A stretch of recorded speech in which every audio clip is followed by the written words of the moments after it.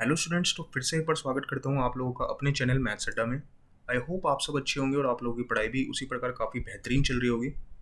आज आप लोगों के लिए लेके आया हूँ बच्चों दो टॉपिक। एक है value of the polynomial at any point and second one is zero of the polynomial.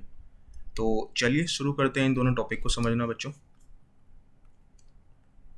तो सबसे पहला आपका टॉपिक है वैल्यू ऑफ द पॉलिनोमियल। क्या है value of the polynomial at any point. इसको समझने के लिए वैसे तो आप लोगों ने नाइन्थ में भी पढ़ा होगा, लेकिन मुझे ऐसा लगता है कोई कोई बच्चे वक्त के साथ चीज़ों को भूल जाते हैं। तो वो भूलना टेंथ पे इम्पैक्ट ना डाले, ठीक है। टेंथ की पढ़ाई पे इम्पैक्ट ना डाले, तो इसलिए रिकॉल करवा रहा हूँ सारी बातें, ताकि जब टेंथ का कंटेंट आए, ओरिजिनल टेंथ का कंटेंट स्टार्ट हो, तो आप लोगों को पुरानी बातें दिक्कत ना पैदा करें। तो समझते हैं इस बात को। क्या कह रहा है value of the polynomial at any point. इसको सबसे पहले एक एग्जाम्पल से समझते हैं। लेट्स से मैंने आपको बोला कि पॉलिनोमियल है कोई, लेट से 2x-5, और मैंने बोला आप लोगों को कि फाइंड करो, find value of the polynomial let say at x is equal to 2। तो इस चीज़ का मतलब क्या है कि value of the polynomial find करो at x is equal to 2। तो इसका छोटा सा मतलब यही है कि पॉलिनोमियल की वैल्यू निकालो जब x 2 होगा। जब x 2 होगा तो पॉलिनोमियल की वैल्यू निकालो। तो हम कैसे निकालेंगे? जहाँ जहाँ पे x है वहाँ वहाँ पे सर ये 2 सब्स्टिट्यूट कर देंगे, तो अपने आप ही वैल्यू निकल के आ जाएगी। तो कर देते हैं। क्या करेंगे सर, जहाँ जहाँ पे x है वहाँ पे 2 डाल दो, क्योंकि हमने x इज इक्वल टू 2 पे वैल्यू निकालनी है। तो क्या करेंगे, put x is equal to 2। तो क्या हो जाएगा, ये p ऑफ 2 हो जाएगा। और ये 2x है तो x के बदले 2 डाल दो। ये -5 एज इट इज़ आ गया। ये कितना हो गया, 4 -5, तो -1 आंसर निकल के आ गया आप लोगों का। तो ये -1 एक्चुअल में क्या निकल के आया सर, p ऑफ 2। तो p of 2 is equal to -1 का मतलब क्या है बच्चों, कि ये चीज़ ये बता रही है कि पॉलिनोमियल की वैल्यू जब वेरिएबल के बदले 2 आ जाएगा तो क्या होगी, -1। ठीक है, तो ये ब्रैकेट के अंदर 2 आने का मतलब ये है कि वेरिएबल जो होगा उसके बदले जब हम 2 डाल देंगे तो पॉलिनोमियल की वैल्यू -1 आ जाएगी। सिंपल सा इतना मतलब है इस चीज़ का। तो यही काम करना है। लेट से अगर मैं आप लोगों को बोलूँ दूसरा कोई एग्जांपल देखते हैं। मैंने बोला p ऑफ x है हमारे पास 5x³ -2x² प्लस 3x -2, और आपको बोला मैंने फाइंड करो वैल्यू ऑफ द पॉलिनोमियल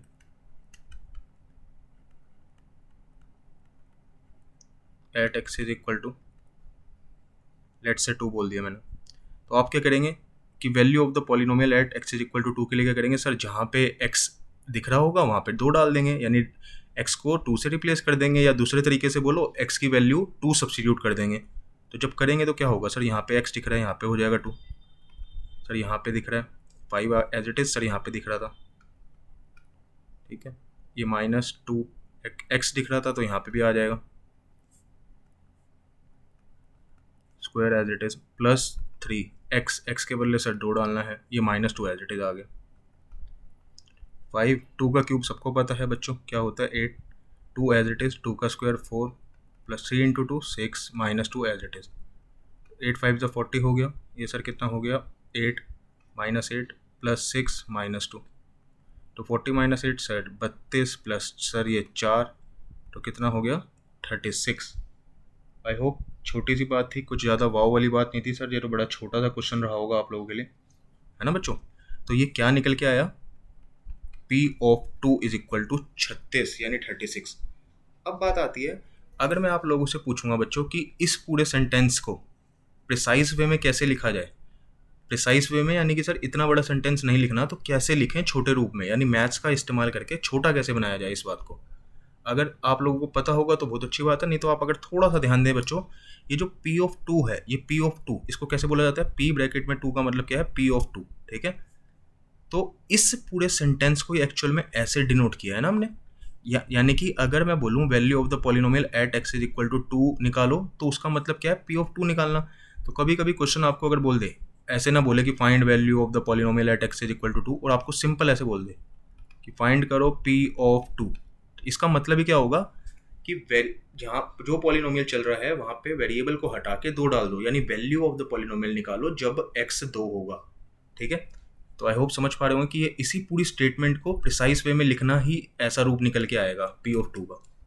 ठीक है बच्चों, तो अब देखते हैं आगे। ये हो गया अपना value of the polynomial at any point. अब एट एनी पॉइंट को भी अगर थोड़ा सा और डिटेल में देखें तो एट एनी पॉइंट का मतलब यही है कि at any value of the variable, variable की किसी वैल्यू पे पॉलिनोमियल की वैल्यू क्या होगी।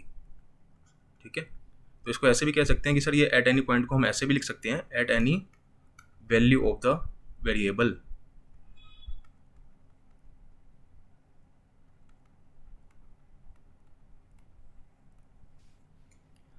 तो यही है बस value of the polynomial at any point. ये आप 9th में भी पढ़ के आए थे और आपको रिकॉल हो गया होगा। इनकेस फिर भी किसी को कोई प्रॉब्लम रहती है कि सर ये नहीं समझ में आया, तो कमेंट सेक्शन में बताइएगा, अगली वीडियो में इसको और बेहतरीन तरीके से जो आपका डाउट होगा उसको कवर अप कर लेंगे बच्चों। अब बात आती है सर दूसरा टॉपिक अपना क्या है, जीरो ऑफ द पॉलिनोमियल हमें समझना है।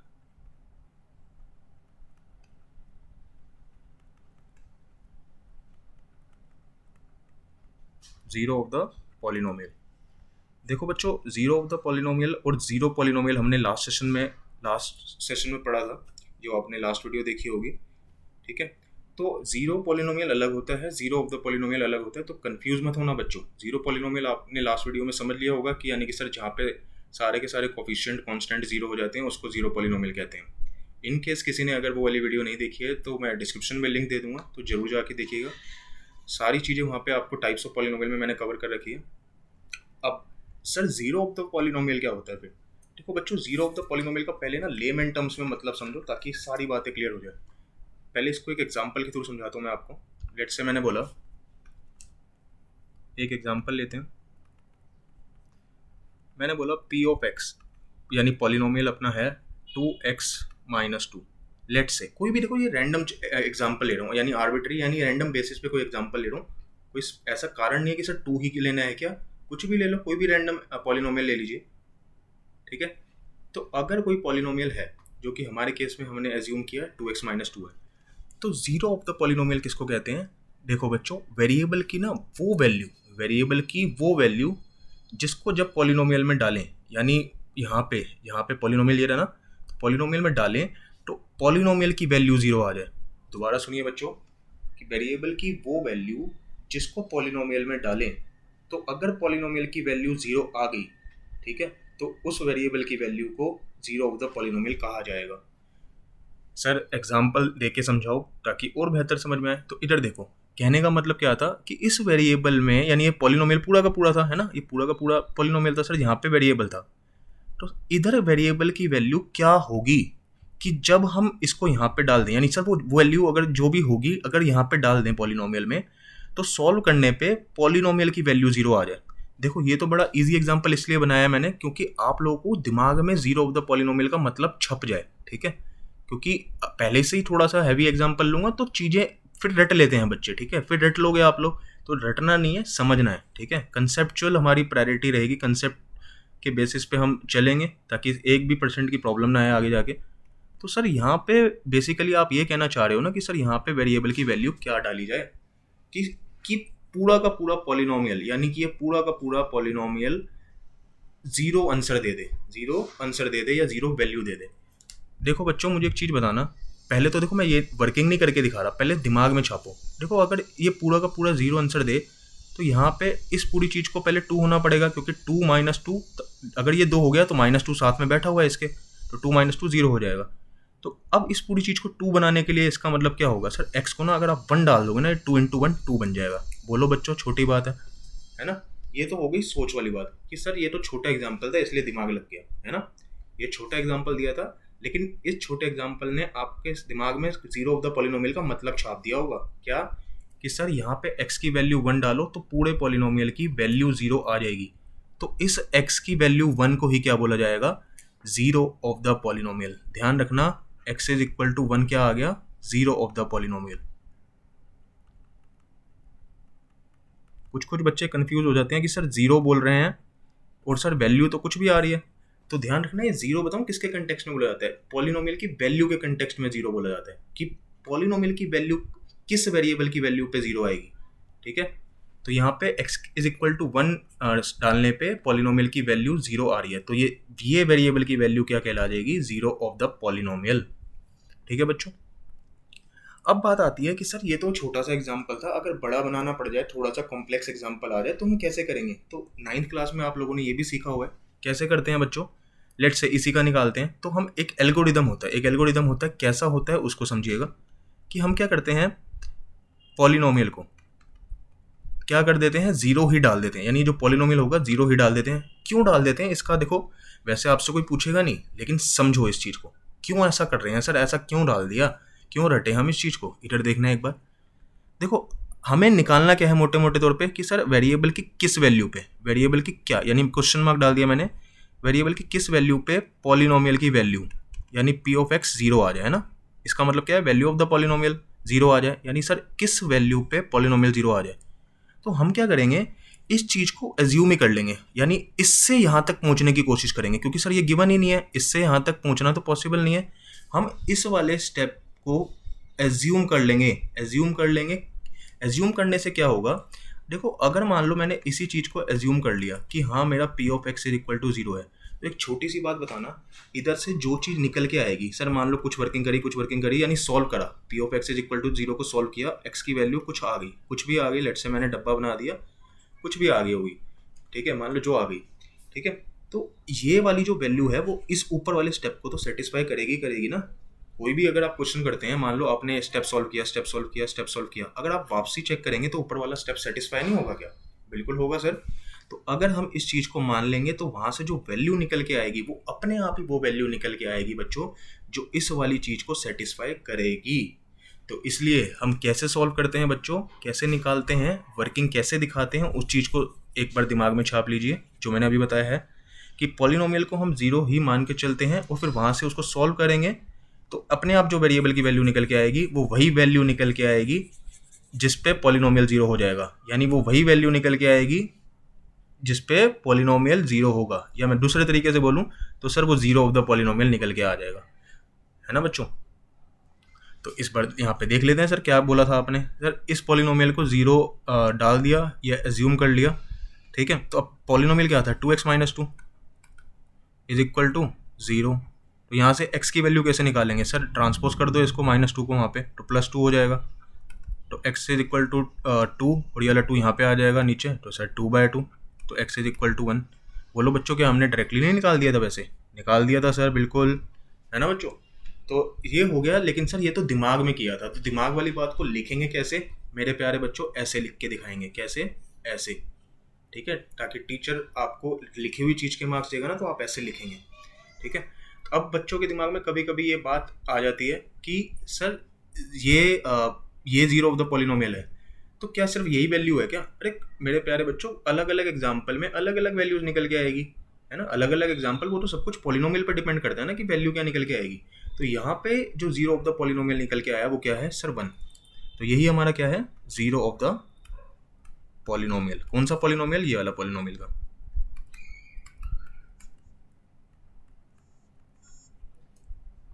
अभी ये जो एग्जांपल हमने देखा है बच्चों, ये लीनियर पॉलिनोमियल है। कैसा पॉलिनोमियल है, लीनियर पॉलिनोमियल, बट होने को सर क्यूबिक भी हो सकता है, क्वाड्रेटिक भी हो सकता है, तो अलग अलग प्रकार के पॉलिनोमियल हो सकते हैं।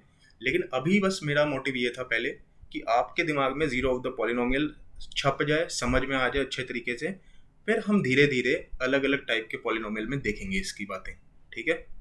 तो अब बात आती है कुछ बेसिक बातें जो आपको पता होनी चाहिए 0 ऑफ द पॉलिनोमियल के बारे में। अगर 9th में नहीं ढंग से पढ़ा होगा या सर पढ़ाई में मन नहीं किया था 9th में, तो अब उन बातों को ध्यान में रखिएगा।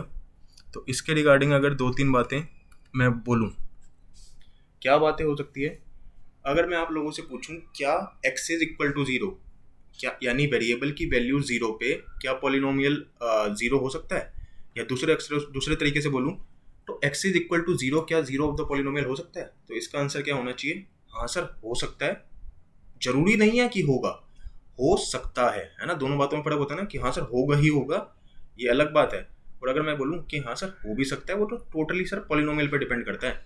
कैसे, अगर मैं मान लो एक पॉलिनोमियल बोल दूँ p ऑफ x, लेट से मैंने बोल दिया 2x, कैसा सर, लीनियर पॉलिनोमियल का एग्जांपल लिया है सर आपने, हाँ बिल्कुल। तो अगर मैं यहाँ पे जीरो ऑफ द पॉलिनोमियल निकालूंगा तो क्या निकल के आएगा? तो पहले तो देखो दिमाग में ही सोच लो कि सर पॉलिनोमियल की वैल्यू जीरो किस वेरिएबल की वैल्यू पे होगी? सर यहाँ पे ना जीरो डालेंगे तब ये जाके पूरा का पूरा जीरो बन जाएगा, है ना। यानी x is equal to zero डालेंगे तो ये पॉलिनोमियल की वैल्यू जीरो आ जाएगी, यानी x is equal to zero आ गया सर, छोटी बात है ना। और बाकी सर कुछ कुछ बच्चे अगर करके देखना चाहते हैं तो वो ऐसे करके देखेंगे कि sir let P X is equal to zero, फिर पॉलिनोमियल की वैल्यू यहाँ पे मतलब पॉलिनोमियल लिख दिया is equal to zero as it is, X is equal to zero by two, X is equal to zero, वैसे कर लो चाहे दिमाग में कर लो, दोनों एक ही बातें हैं, ठीक है। तो देखो यानी यहाँ पे इस पॉलिनोमियल में x is equal to zero ही क्या है? Zero of the polynomial. तो इट मीन्स यहाँ से कंक्लूजन क्या निकल के आया कि सर जीरो भी जीरो ऑफ द पॉलिनोमियल हो सकता है, सर वन भी हो सकता है, 500 भी हो सकता है, 600 भी हो सकता है। वो डिपेंड करता है सर किस पॉलिनोमियल का क्या होगा। तो पॉलिनोमियल टू पॉलिनोमियल स्विच करते रह सकती हैं वैल्यूज। तो कोई कसम वाली बात नहीं है कि हाँ वन ही होगा, जीरो ही होगा, 50 ही होगा। Totally depends on the polynomial, ठीक है बच्चों। तो यहाँ पे मैं जो नोट डाल के लिख रहा हूँ वो क्या लिख रहे हैं कि zero zero can be the zero of the polynomial. तो zero may be a zero of the polynomial.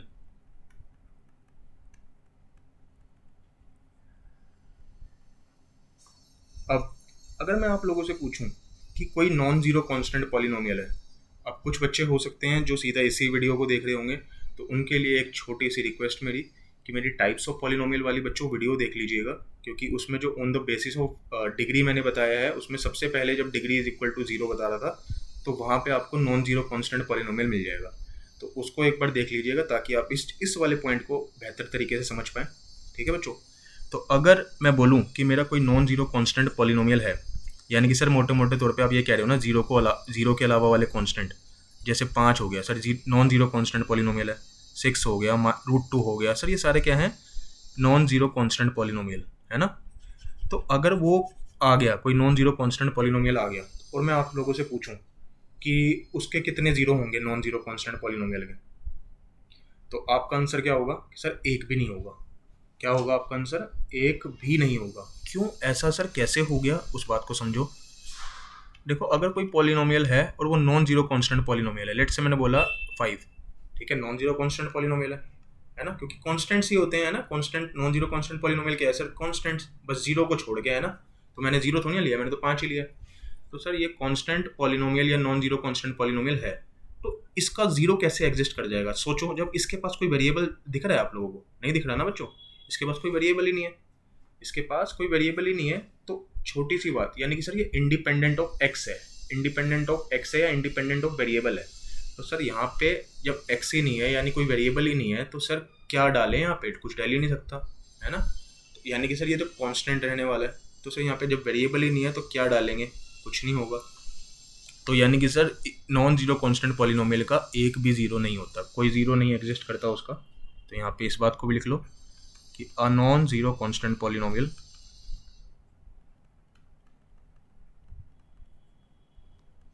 Has no zero.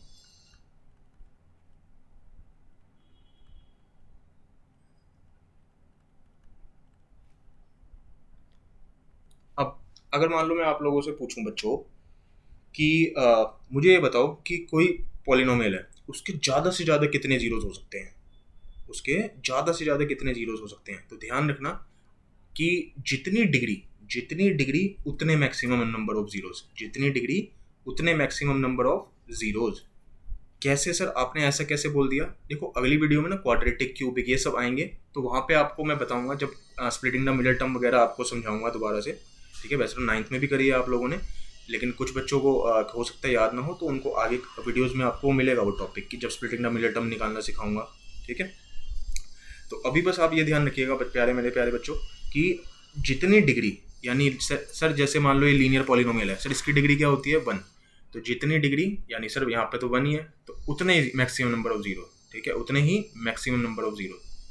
यानी कि सर अगर कोई लीनियर पॉलिनोमियल है तो उसके ज़्यादा से ज़्यादा सर एक ही जीरो हो सकता है। अगर मान लो मैंने आपसे पूछा कोई क्यूबिक पॉलिनोमियल है, तो बच्चों कितने जीरो हो सकते हैं उसके ज़्यादा से ज़्यादा? सर क्यूबिक यानी डिग्री 3, हाँ तो सर मैक्सिमम 3 जीरो, है ना। तो जितनी डिग्री उतने मैक्सिमम नंबर ऑफ जीरोस, तो इसी बात को भी लिख लो, maximum number of zeros of a polynomial